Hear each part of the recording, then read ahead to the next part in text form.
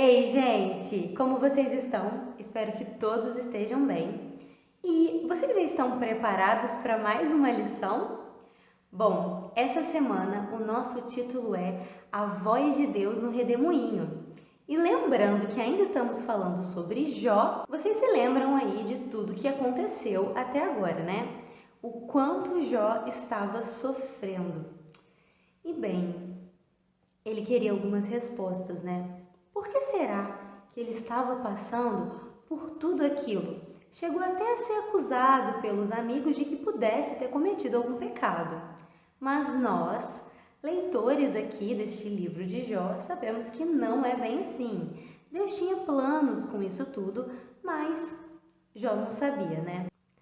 E Deus havia permanecido em silêncio até agora. Gente, abram aí em Jó 38. E agora nós vamos ler os 3 primeiros versículos. E lembrando que eu estou lendo na NVI, tá bom? Vamos lá. Então o Senhor respondeu a Jó no meio da tempestade e disse: Quem é esse que obscurece o meu conselho e com palavras sem conhecimento? Prepare-se como simples homem, vou fazer perguntas a você e você me responderá. Ih, lá vem, hein? Deus já está mandando Jó se preparar para o interrogatório. E não num ambiente tranquilo, né? No meio de uma tempestade. Vamos ver quais foram essas perguntas. A partir do versículo 4, beleza? Onde você estava quando lancei os alicerces da terra? Responda-me se é que você sabe tanto. Quem marcou os limites das suas dimensões? Talvez você saiba. E quem estendeu sobre ela a linha de medir? E os seus fundamentos, sobre o que foram postos? E quem colocou sua pedra de esquina enquanto as estrelas matutinas juntas cantavam e todos os anjos se regozijavam? Quem represou o mar, pondo-lhe portas, quando ele irrompeu do ventre materno? Quando o vesti de nuvens e em densas trevas o envolvi? Quando fixei os seus limites e lhe coloquei portas e barreiras? Quando eu lhe disse, até aqui você pode vir, além deste ponto não. Aqui faço parar suas ondas orgulhosas? Você já deu ordens à manhã ou mostrou a alvorada ao seu lugar para que ela apanhasse a terra pelas pontas e sacudisse dela os ímpios? A terra toma forma como barro sob o sinete e tudo nela se vê como uma veste. Aos ímpios é negada sua luz e quebra-se o seu braço levantado. Você já foi até as nascentes do mar ou já se passou pelas obscuras profundezas do abismo? As portas da morte foram mostradas a você? Você viu as portas das densas trevas? Você faz ideia do quão imensas são as áreas da terra? Fale-me, se é que você sabe. Como se vai ao lugar onde mora a luz? E onde está a residência das trevas? Poderá você conduzi-las ao lugar que lhes pertence? Conhece o caminho da habitação delas? Talvez você conheça, pois você já tinha nascido. Você já viveu tantos anos. Acaso você entrou nos reservatórios de neve, já viu os depósitos de saraiva que eu guardo para os períodos de tribulação, para os dias de guerra e de combate? Qual o caminho por onde se repartem os relâmpagos? Onde é que os ventos orientais são distribuídos sobre a terra? Quem é que abre um canal para a chuva torrencial e um caminho para a tempestade trovejante, para fazer chover na terra em que não vive nenhum homem no deserto, onde não há ninguém para matar a sede do deserto árido e nele fazer brotar vegetação? Acaso a chuva tem pai? Quem é o pai das gotas de orvalho? De que ventre materno vem o gelo? E quem dá a luz à geada que cai dos céus? Quando as águas se tornam duras como pedra e a superfície do abismo se congela? Você pode amarrar as lindas Pleiades? Pode afrouxar as cordas de Orion? Pode fazer surgir no tempo certo as constelações? Ou fazer sair a ursa com seus filhotes? Você conhece as leis dos céus? Você pode determinar o domínio de Deus sobre a terra? Você é capaz de levantar a voz até as nuvens e cobrir-se como uma inundação? É você quem viu os relâmpagos e eles respondem: aqui estamos? Quem foi que deu sabedoria ao coração e entendimento à mente? Quem é que tem sabedoria para avaliar as nuvens? Quem é capaz de despejar os cântaros de água dos céus, quando o pó se endurece e os torrões de terra aderem uns aos outros? É você que caça a presa para a leoa e satisfaz a fome dos leões? Quando se agacham em suas tocas ou ficam à espreita no matagal? Quem dá alimento aos corvos quando seus filhotes clamam a Deus e vagueiam por falta de comida? Deus mostra para Jó a sua majestade e grandeza, afinal, ele havia feito tudo isso e ele é o Deus. E quem é Jó? Quem somos nós para questionar este Deus que é tão grande, tão soberano? Pois é, né? E aí, Deus faz essas perguntas para mostrar isso para Jó. Se fosse para alguém questionar alguém ali, não seria Jó questionar Deus, né? Traz questões sobre a sua criação para mostrar que o ser humano não é o centro de tudo e toda a criação, toda ela, foi criada por Deus para a sua própria glória. E Deus mostra seu controle sobre a natureza, como o céu, o mar, o gelo, a chuva e também sobre os animais. Gente, essas perguntas levaram a Jó a considerar o poder de Deus, né? A sua grandeza e o seu cuidado com toda a criação. Tanto que quando a gente vai ver lá no Novo Testamento, Jesus usa, né, a criação algumas vezes para ensinar algumas coisas. Como a gente pode ver, por exemplo, lá em Mateus 6, 25 a 34. Foi sobre preocupações, né, que a gente tem na vida. Olha só. Portanto, eu digo, não se preocupem com a sua própria vida quanto ao que comer ou beber, nem com seu próprio corpo quanto ao que vestir. Não é a vida mais importante que a comida e o corpo mais importante que a roupa? Observem as aves do céu. Não semeiam, nem colhem, nem armazenam em celeiros. Contudo, o Pai Celestial as alimenta. Não têm vocês muito mais valor que elas? Quem de vocês, por mais que se preocupe, pode acrescentar uma hora que seja a sua vida?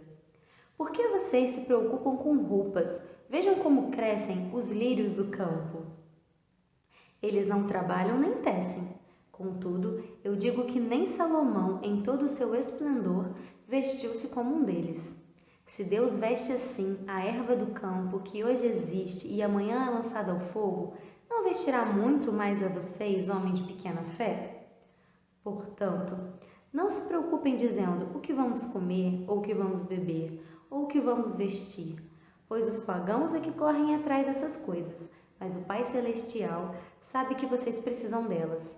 Busquem, pois, em primeiro lugar o reino de Deus e a sua justiça, e todas essas coisas serão acrescentadas a vocês. Portanto, não se preocupem com o amanhã, pois o amanhã trará suas próprias preocupações. Basta cada dia o seu próprio mal. E Deus cuida dos detalhes mais simples da natureza. Não vai cuidar da gente? E ao observar a criação, a gente também entende algumas coisas, né, sobre a natureza. Como, por exemplo, não temos controle sobre ela. Ela é infinitamente maior do que a gente pensa. Afinal, ela segue em leis estabelecidas pelo próprio Deus. E a gente pode até entender algumas delas, como, por exemplo, a lei da gravidade. Mas não temos o menor poder para mudar, né?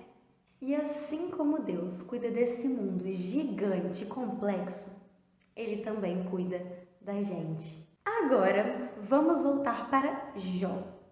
Bem, Até aqui, nós já vimos algumas características de Jó, né? Como ele reagiu em algumas situações, seu testemunho de vida, como ele era visto pelas pessoas, seu sofrimento, sua ira com os amigos, suas reclamações sobre Deus. Tá faltando uma coisinha, que é humildade. Disse ainda o Senhor a Jó: aquele que contende com o Todo-Poderoso poderá repreendê-lo? Que responda a Deus aquele que o acusa. Então Jó respondeu ao Senhor: sou indigno. Como posso responder-te? Ponho a mão sobre a minha boca. Falei uma vez, mas não tenho resposta. Sim, 2 vezes, mas não direi mais nada. Gente, Jó tinha desejado muito estar na presença de Deus para poder questioná-lo, né? Mas quando ele reconheceu e percebeu a grandeza de Deus, isso fez com que ele parasse de pensar nele mesmo.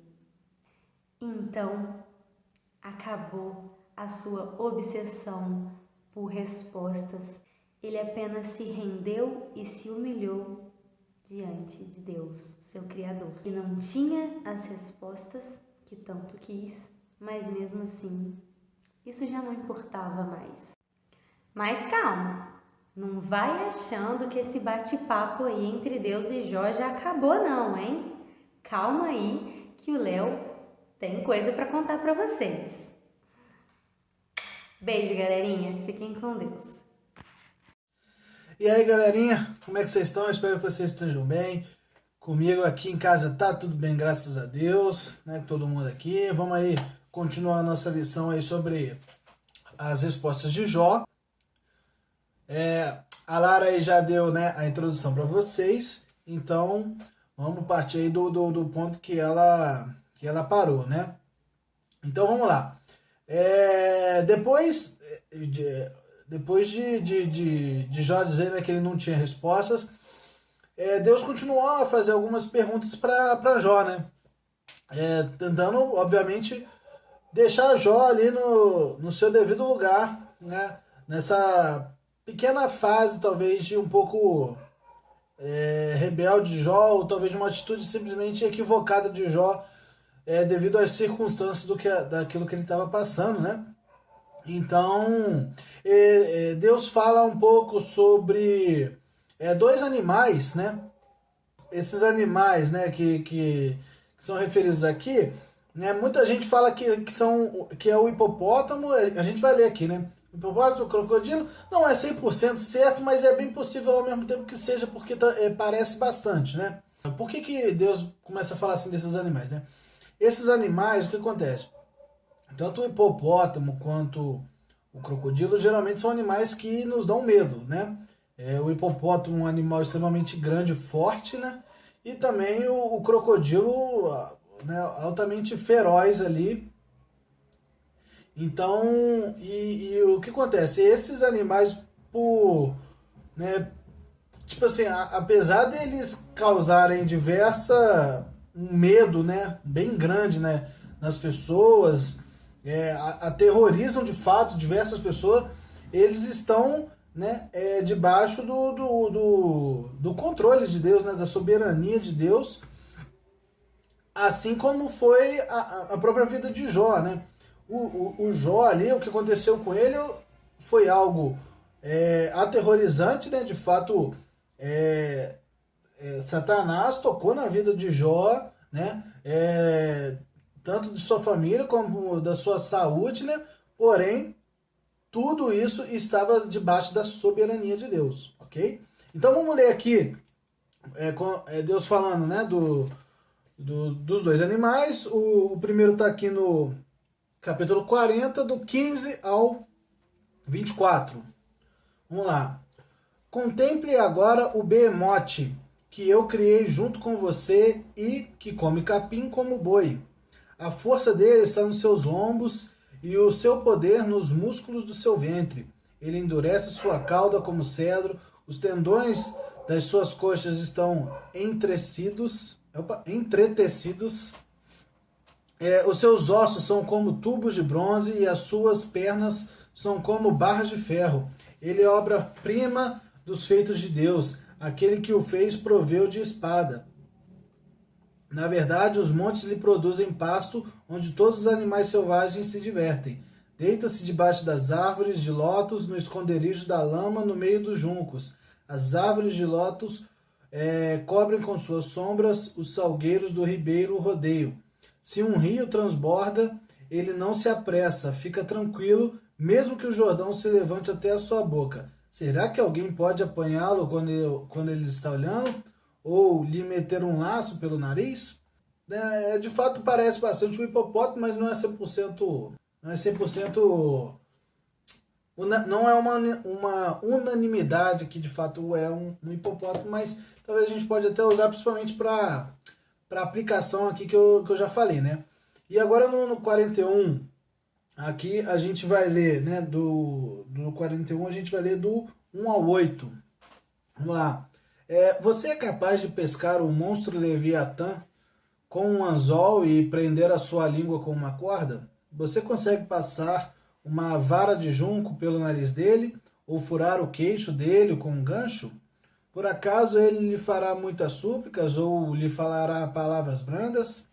Será que ele fará um acordo com você para que seja seu escravo para sempre? Será que você vai brincar com ele como se fosse um passarinho? Irá prendê-lo com uma corda para dá-lo às suas meninas? Será que os seus sócios o colocarão à venda ou irão reparti-lo entre os negociantes? Você consegue encher de arpões a pele dele ou cravar fisgas de pescas na sua cabeça? Põe a mão sobre ele, você se lembrará da luta e nunca mais repetirá o gesto.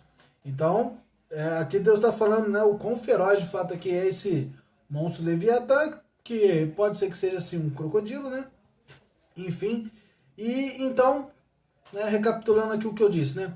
Apesar desses monstros serem extremamente ferozes, fortes, né, e tudo mais, estão sim, e de fato, né, eles também aterrorizam diversas pessoas, eles estão debaixo da soberania de Deus, beleza, gente? Então vamos lá. E aí, né, como consequência disso tudo, Jó simplesmente se arrepende profundamente dos pensamentos que ele teve a respeito de Deus, né, no momento em que ele começou a julgar Deus um pouco, né? Então ele percebe que toda essa experiência, né, que de fato foi horrível de ter se passado, mas ele percebe que essa experiência fez com que ele conhecesse a Deus verdadeiramente. Ele viu coisas que até então ele não tinha conhecimento. Então, assim, a dor, né, de Jó o fez conhecer Deus, né? Então, se a gente ler aqui no verso 42, a gente vai perceber isso, né? Tem um texto aqui super conhecido por todos vocês, eu tenho certeza. Mas vamos lá. Jó então respondeu ao Senhor e disse: Bem sei que tudo podes e nenhum dos seus planos pode ser frustrado. Tu perguntastes: quem é este que sem conhecimento encobre os meus planos? Na verdade, falei do que eu não entendia, coisas que são maravilhosas demais para mim, coisas que eu não conhecia. E tu dissestes: escute, porque eu vou falar, farei perguntas e você me responderá. Eu te conhecia só de ouvir, mas agora os meus olhos te veem. Por isso me abomino e me arrependo no pó e na cinza. O encontro, né, de Jó com Deus não mudou apenas a sua vida, mas até mesmo a de seus amigos. Deus ficou extremamente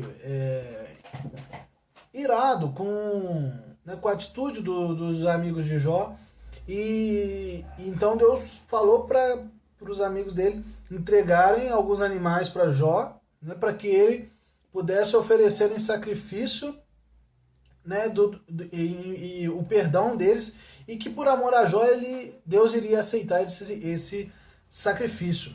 Então a gente percebe que o livro de Jó ele começa, né? Ele começa e termina falando, né, também sobre sacrifício, né? Jó oferecia sacrifício para toda a sua família e termina aqui com ele também fazendo sacrifício para os seus amigos, né?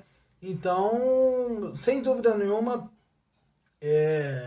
esse a gente uma das coisas que a gente pode tirar, né, é que isso aponta também para Jesus, né? Jesus ele é o princípio e o fim, né? O alfa e o ômega, como a gente costuma falar, né? Então, a gente pode pegar assim como um dos segredos, né, da vida de Jó para com Deus foi uma vida de intercessão e de sacrifícios, né?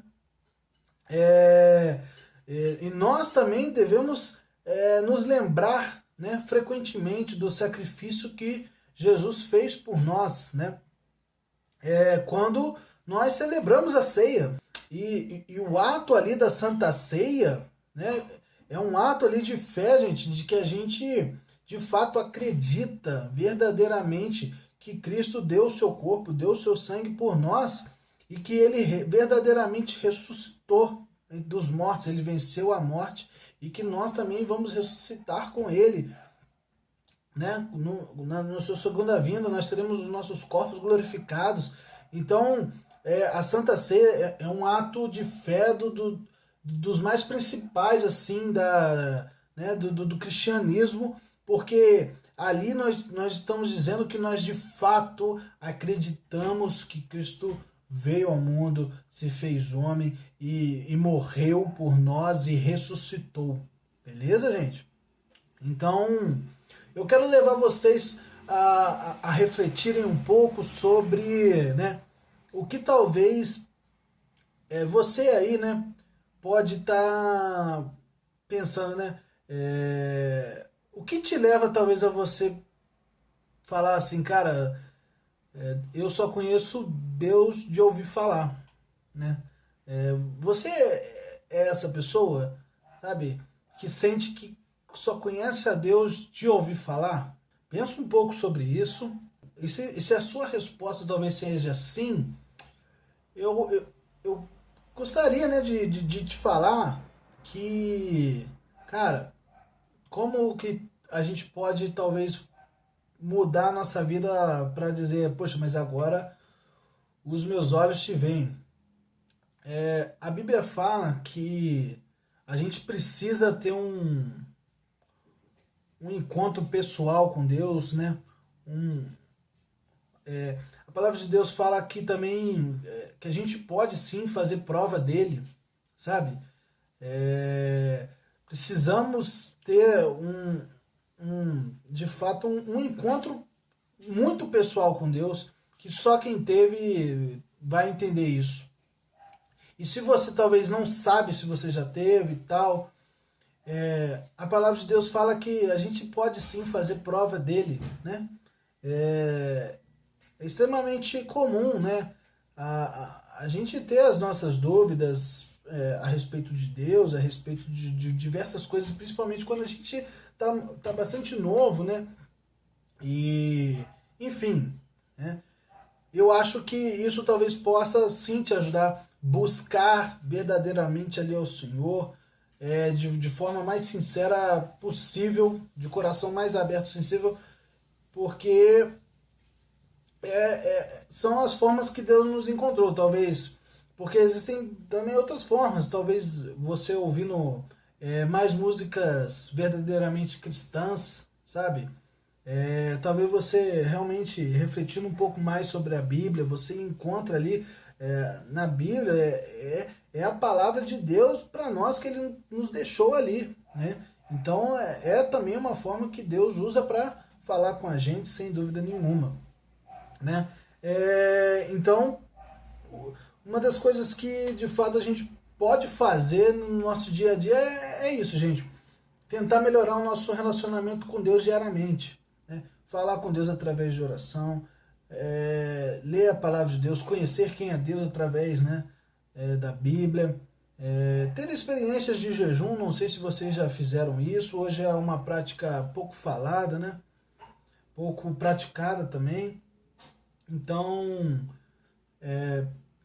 jejuar, sem dúvida nenhuma, é uma experiência bem bacana que vocês podem passar com Deus, fazer com Deus, né? E, enfim, né? Talvez você pode falar assim, tá, Léo, mas isso aí me demanda tempo, mas eu sou um cara, e é muito difícil, porque isso, porque aquilo. Então, gente, é meio complicado. Eu vou falar um negócio aqui que é um pouco pesado, talvez, né? Mas eu ouvi de um pastor americano, ele disse o seguinte: olha, no dia do juízo final, o Facebook, o Twitter, o Instagram, o YouTube vão ser as principais provas contra você quando você alegar que você não buscou a Deus por falta de tempo.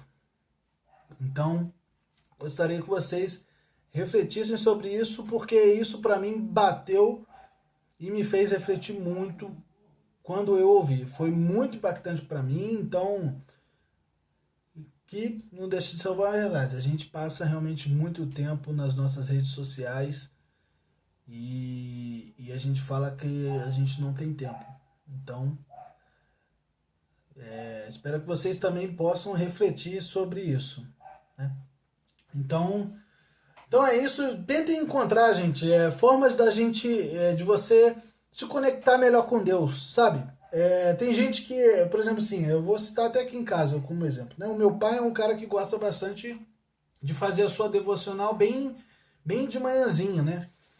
E enquanto que eu já sou um cara que gosta de fazer mais pro final da noite, assim, né? Eu não vou falar que é antes de dormir, porque não chega a ser muito antes de dormir, não. Eu já tentei fazer antes de dormir, mas não sei se vocês já passaram com isso, tentar orar antes de dormir, e aí quando você começa a orar, você começa, tipo, Senhor, obrigado pelo dia de hoje, não sei o que, e do nada você já está pensando no que você fez durante o dia, e você já está embolando aquilo com a sua oração.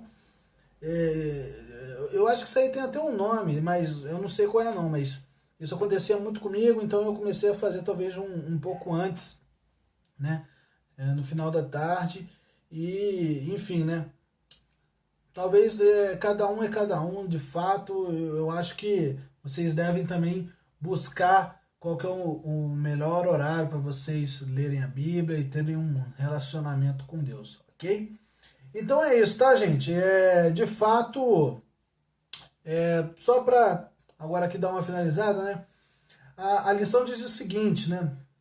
Para refletir um pouco, né?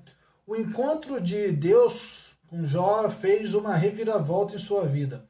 Assim como Jó, Deus quer mudar completamente a vida das pessoas. Você já experimentou esse novo nascimento? Lembra-se, é desafiante, é assustador, é surpreendente. A vida de vocês tem sido transformadas mediante o encontro diário com o Senhor? Jó nunca descobriu o motivo para o seu sofrimento, mas isso não foi ruim, porque independentemente dessa resposta, ele encontrou o grande e soberano Senhor de forma íntima e pessoal. Assim como Jó, somos chamados a confessar humildemente a soberania divina em todos os momentos e circunstâncias, enquanto esperamos que Cristo apareça em glória e restaure a honra e a felicidade de seu povo. E é isso aí, pessoal. Finalizamos aqui, falamos bastante aí da vida de Jó. Espero que vocês tenham tirado muitos ensinamentos, que sem dúvida a história de Jó é uma história fantástica, e que Deus esteja com vocês, tá bom, gente? Um grande beijo para vocês e tamo junto, até a próxima. Bem sei que tudo podes e nenhum dos teus planos pode ser frustrado. Eu te conhecia só de ouvir, mas agora os meus olhos te veem.